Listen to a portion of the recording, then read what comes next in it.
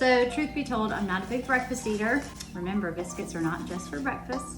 And I'm always looking for things to find shortcuts for my girls for breakfast. Either have the batter on hand in the fridge or make them ahead and freeze them so they can just toast them in the toaster. 2 cups of self-rising flour, 2 eggs. I added sugar to that flour, a little dash of vanilla. It's about 2 cups of milk.